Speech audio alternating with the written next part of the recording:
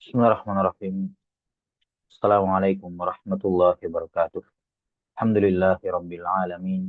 Wassalatu wassalamu ala asyrafil anbiya'i wal mursalin. Nabiyyina Muhammadin wa ala alihi wa sahbihi ajma'in. Ashhadu an la ilaha illallah wahdahu la syarikalah. Wa ashhadu anna Muhammadan abduhu wa rasuluh amma ba'd. Nah, masih dalam penjelasan terhadap kitabul ilm dari Mukhtasar Sahih Al-Bukhari karya Syekh Ibn Abi Jamrah rahimahullahu taala, masih dalam bab man ajabal futya bi isyaratil yad war ra's. Orang yang menjawab fatwa dengan isyarat tangan atau kepala. Masih dalam hadis Aisyah radhiyallahu taala anha atau Asma ya radhiyallahu taala anha, beliau bercerita tentang khutbah Nabi sallallahu alaihi wasallam.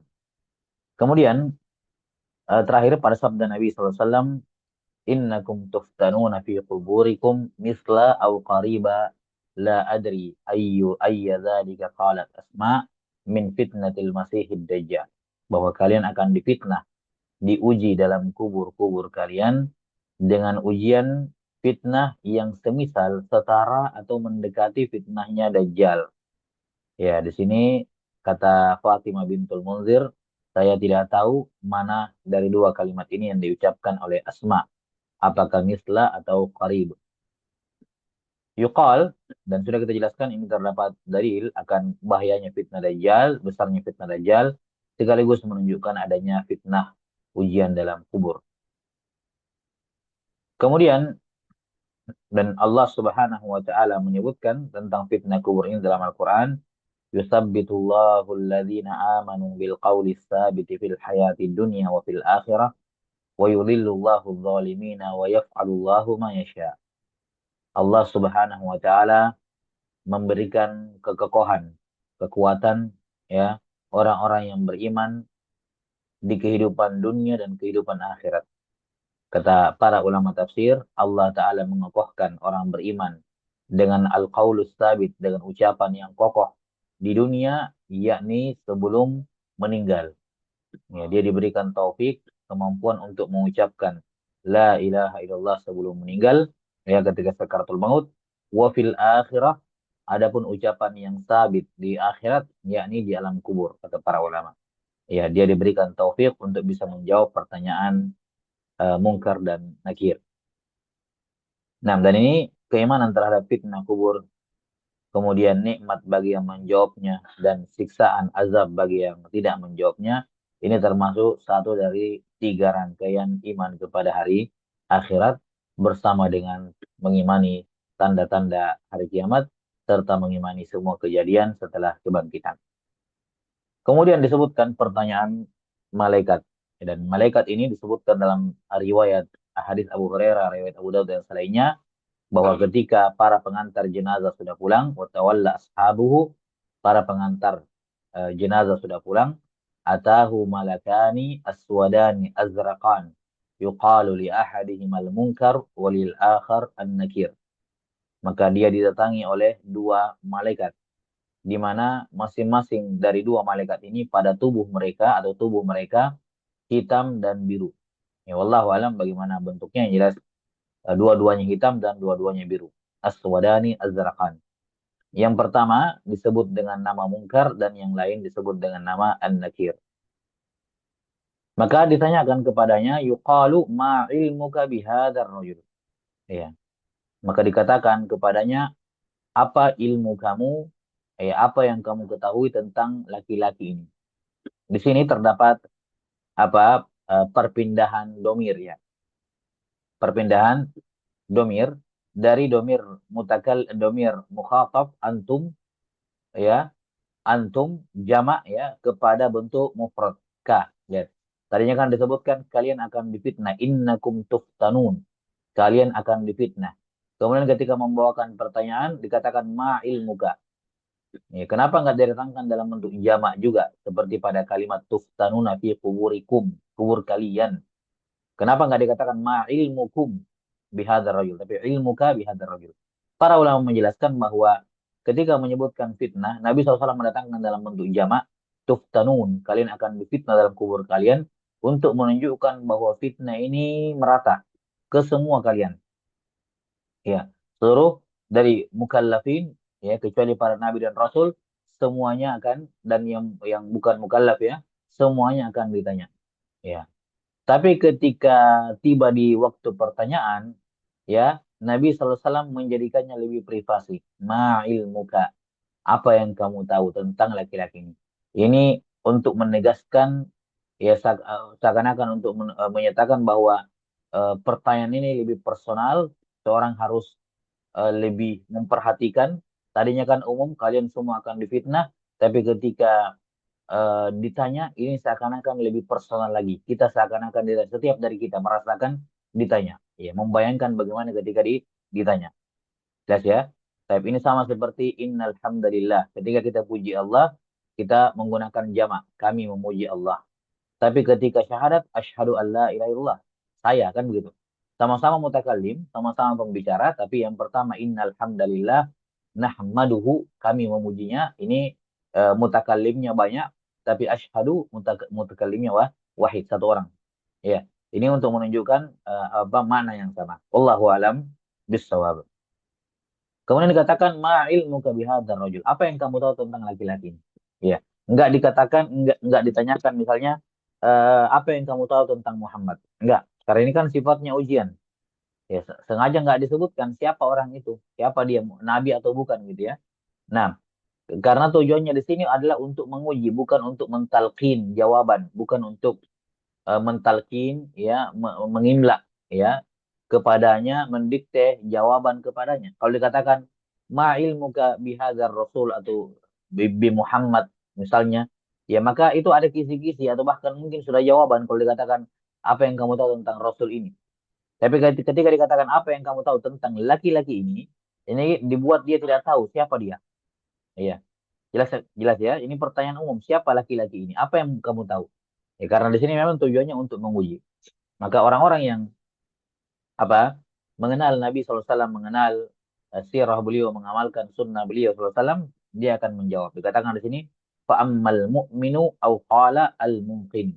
La adri bi ayyihima qalat asma. Ya, adapun orang beriman atau orang yang percaya, al-mu'min, al-muqin, ini yang percaya. Kata Fatimah bintul Munzir, ini masih ya beliau ragu-ragu ya, Fatimah bintul Munzir, Ibni Zubair, Ibni Al-Awam. Kata Fatimah, saya tidak tahu yang mana yang dikatakan oleh Asma. Apakah al-mu'min atau al-muqin. Saya lupa gitu ya. Adapun orang intinya, adapun orang beriman. Orang yang yakin, fayaqulu huwa Muhammadun Rasulullah. Ya, maka dia akan menjawab, laki-laki yang kamu tanyakan tentangnya, dia adalah Muhammad, utusan Allah. Ya, utusan Allah. Ja'ana bil bayyinati wal huda. Beliau datang kepada kami dengan membawa penjelasan dan petunjuk. Fa'ajabna wattaba'na. Maka kami pun mengijabahi, menerima dakwah beliau dan kami mengikuti beliau. Ya, huwa Muhammadun qalaha salasan. Dia Muhammad, dia mengucapkannya, orang ini mengucapkannya 3 kali. Yani huwa Muhammad, huwa Muhammad, huwa Muhammad gitu. Ataupun dijawab, diucapkan seperti ini, huwa Muhammadun Rasulullah gitu ya. Ja'ana bil bayyinati wal huda fa ajabna wattaba'na 3 kali. Ya. Ini wallah alam 3 kalinya berpulang kepada kalimat huwa Muhammad saja, diulangi 3 kali. Atau kalimat ini jawaban ini seutuhnya dia ulangi tiga kali. Intinya dia bisa menjawab. Nah, dan ini dari taufik Allah Subhanahu wa taala. Taufik dari Allah dan penguatan dari Allah taala. Fayuqal, maka malaikat itu berkata kepadanya setelah menjawab, nam salihah. Tidurlah dengan tenang. Ya, tidurlah dengan tenang. Qad alimna in kunta lamuqinan bih. Sungguh kami telah tahu bahwa kamu betul-betul beriman kepadanya, percaya kepadanya. Baik. Ini menunjukkan ya namanya fitnah, ujian, ya jawabannya sebenarnya sudah diketahui. Allah sudah tahu siapa yang menjawab, siapa yang tidak menjawab. Allah sudah tahu semuanya. Tapi mimbab al-hujjah al-balighah, agar tidak ada lagi alasan di ya apa di dalam kubur misalnya, atau pada hari kiamat ada yang protes, kok saya tiba-tiba disiksa, nggak ngapa-ngapain gitu ya, atau kok tiba-tiba mendapatkan nikmat padahal nggak ngapa-ngapain. Nah, diperlihatkan sebabnya, ini mendapatkan nikmat, ini disiksa gara-gara ini nih ada pertanyaan. Maka ini diantara keadilan Allah Subhanahu Wa Taala menampakkan sebab-sebab nikmat dan sebab-sebab hukuman. Sebab-sebab hukuman. Kemudian di sini pertanyaannya tentang Nabi Sallallahu Alaihi Wasallam. Dalam riwayat yang lain, ya pertanyaannya ada tiga. Sebagaimana ma'ruf, ya kan? Man rabbuk, ya uman nabiyuk, wa madinuk. Nah, ini wallahu a'lam bissawab. Ini memungkinkan adalah bahwa pertanyaan malaikat kepada mereka ini, kepada manusia, pertanyaannya mungkin beda-beda, atau mungkin ini riwayat dengan makna. Mungkin ini riwayat dengan makna. Karena dalam hadis yang lain disebutkan siapa Tuhanmu, siapa agama nabimu, dan apa agamamu. Sementara di hadis ini hanya disebutkan tentang pertanyaan tentang Nabi SAW. Nggak disebutkan dua pertanyaan yang lain. Kalau ini adalah kejadian yang berbeda, maka berarti pertanyaannya Mungkar dan Nakir tidak seragam. Tidak seragam. Allahu a'lam bishawab. Ada yang ditanyai dengan tiga pertanyaan, ada yang hanya dipertanyai dengan satu pertanyaan ini. Nah, muncul pertanyaan. Kalau memang cuma satu pertanyaan di sini, nah, bagaimana dengan dua pertanyaan yang lain? Kok tidak ditanyakan? Maka para ulama menjawab terkait dengan hadis ini bahwa pertanyaan tentang Nabi SAW itu sudah mewakili. Ya. Siapa yang meyakini Muhammad SAW sebagai Rasul Allah, maka konsekuensinya dia berarti mengimani dua hal yang lain. Dia pasti mengimani Allah adalah sembahannya dan mengimani bahwa Islam adalah agamanya. Kenapa? Karena yang mengajarkan semua itu adalah yang membawa semuanya adalah Nabi SAW. Beliau adalah seorang Rasul. Yang namanya Rasul berarti ada yang mursil, ada yang mengutus. Rasul itu bermakna mursal, yang diutus. Kalau dia mengetahui Muhammad SAW adalah mursal, seorang utusan, maka berarti dia meyakini ada mursil, ada yang mengutus. Dan yang namanya setiap utusan itu tidak mungkin bawa tangan kosong. Semua yang namanya Rasul, Mursal, itu pasti bawa risalah, isi suratnya apa. Ya. Nah, maka Nabi SAW juga diutus ya sebagai seorang Rasul, sebagai seorang Mursal, pasti membawa risalah. Itulah agama Islam. Jelas ya? Maka kelaziman dari pertanyaan ini adalah ya masuk di dalamnya siapa Tuhanmu dan apa agamamu. Karena itulah ketika dia mampu menjawab itu adalah Muhammad Rasul Allah dan seterusnya, maka sudah terkandung di dalamnya, oh dia berarti beriman bahwa Allah adalah Tuhan sembahan dan dia mengimani agama, menyatakan bahwa agama dia adalah Islam, agamanya Nabi Muhammad Shallallahu Alaihi Wasallam. Ya, ini jawaban dari para ulama terkait dengan kenapa ada yang ditanya dengan satu pertanyaan saja. Nah, kemudian fayuqal nam salihan, tidurlah dalam keadaan tenang. Nah, ini dalam riwayat-riwayat lain disebutkan nikmat-nikmatnya ya. Ya, dibuka lubang, awalnya dibuka lubang di neraka, kemudian dia lihat kengerian neraka, kemudian sampai ketika dia merasa akan binasa, akan celaka, lubang neraka itu ditutup. Kemudian dikatakan tempat ini diharamkan untukmu, kemudian dibukakan pintu dari lubang dari sorga, ada pintu dari sorga, masuklah kenikmatan sorga ke dalam kuburnya, kemudian kuburnya dilapangkan, ya dilapangkan, dilebarkan, diperluas, kemudian datang amal soleh, ya apa amal solehnya dalam rupa dirinya tapi dalam bentuk yang sempurna ya yang menemaninya sampai hari kiamat. Baik. Kemudian jenis orang yang kedua wa ammal munafiqu awil murtab. Adapun orang munafik atau orang yang ragu-ragu, dan ini mencakup orang kafir tentu saja. La adri ayyadzalika qalat Asma. Saya tidak tahu mana dari dua kalimat ini ya yang diucapkan oleh Asma, apakah munafik atau murtab. Ini juga dari Fatimah bintul Munzir ya, ragu-ragu dengan ucapan Asma yang mana yang diucapkan. Nah, dan keraguan seperti ini, sedikit catatannya, keraguan seperti ini tidak ada masalah ya. Kalau keraguannya hanya perbedaan tidak merubah esensi ya, tidak merubah esensi hadis, tidak menambah atau tidak mengurangi ya. Nah, kenapa? Karena di sini kan keraguannya lihat dikatakan fitnahnya seperti lebih besar atau seperti fitnah Dajjal. Ya, mau sama besarnya atau seperti nggak ada iskal. Ya, nggak ada iskal di situ. Esensinya adalah fitnah kubur besar gitu aja. Itu kan intinya. Kemudian adapun orang mukmin atau orang yang mungkin percaya, orang munafik atau orang yang ragu. Ini juga tidak ada masalah. Manapun dari dua ini yang benar, tidak ada masalah. Esensinya jelas. Ya, maka keraguan seperti ini tidak mempengaruhi keabsahan hadis.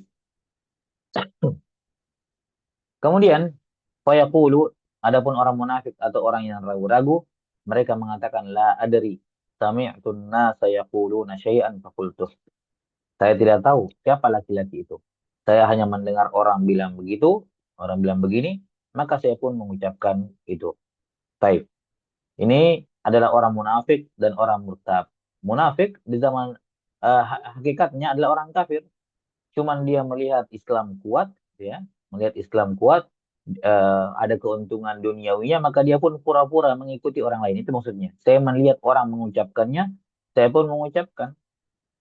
Saya lihat orang masuk Islam, saya juga FOMO. Ikut-ikutan masuk Islam. Bukan karena percaya Islam itu benar. Tetap saya percaya dengan agama saya, misalnya yang dahulu. Tapi karena ada keuntungan duniawi, kemudian saya mengucapkannya. Itu maksud kalimat ini. Ini maksud kalimat kalimat ini. Jelas ya? Iya. Saya mendengar orang-orang mengucapkannya, kemudian saya pun mengucapkannya. Baik. Ini orang munafik atau al-murtab. Adapun orang-orang kafir, ya jelas ya, jawabannya apa? Jawabannya dia tidak tahu juga sama. Karena kalau munafik saja yang tampilan luarnya muslim, jawabannya seperti ini, adapun apalagi orang kafir. Maka nggak disebutkan di sini apa kelanjutannya ya. Tapi dalam riwayat lain disebutkan hukumannya. Ya, bahwa setiap kali dia tidak menjawab, akan dipukul dengan mitraqah, gada besar, ya, oleh malaikat yang setiap kali dipukul dia akan masuk tembus ke 7 lapis bumi. Setelah itu diangkat lagi ke atas, ditanya lagi setiap kali tidak bisa menjawab, dipukul lagi dan seterusnya. Kemudian dibukakan lubang dari sorga. Ketika dia melihat kenikmatan sorga, dia agak sedikit tenang. Ya, kemudian dikatakan di pintu itu atau lubang itu ditutup, kemudian dikatakan tempat ini diharamkan untukmu. Maka dibukakan pintu neraka, ya, lubang dari neraka, masuk panas dan hawa, racun dan semacamnya dari neraka, ya.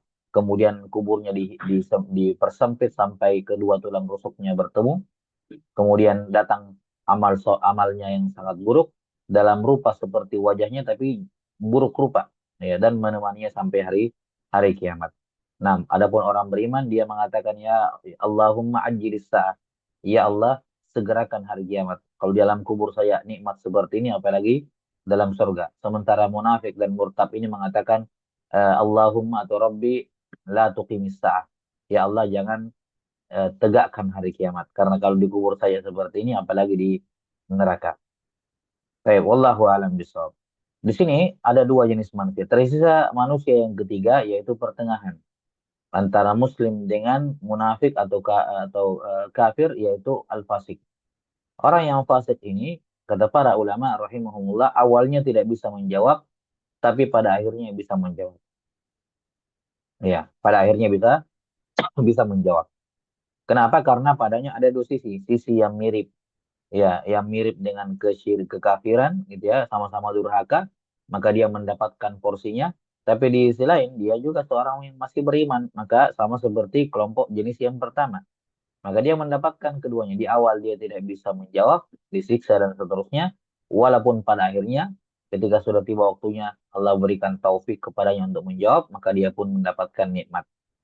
Karena itulah para ulama rahimahullah menyatakan bahwa siksa kubur, kalau nikmat kubur jelas kekal abadi. Sekali orang mendapatkan nikmat kubur itu sampai hari kiamat sudah. Adapun azab kubur, mereka mengatakan azab kubur ada dua. Yang pertama kepada orang kafir dan orang munafik, maka ini azab kuburnya kekal sampai hari kiamat. Sementara azab kubur orang mukmin yang fasik, muwahhid yang fasik, maka tidak kekal. Akan disiksa di awal-awal, ya, sampai kemudian Allah berikan taufik kepadanya menjawab dan siksaannya berhenti, kemudian dia mendapatkan nikmat. Wallahu alam bisawab. Ini akhir penjelasan hadis ini. Kemudian nanti kita masuk dalam bab al-hirsu alal hadis. Sallallahu ala nabiyina Muhammadin wa ala alihi wa sahbihi wasallam. Walhamdulillahi rabbil alamin.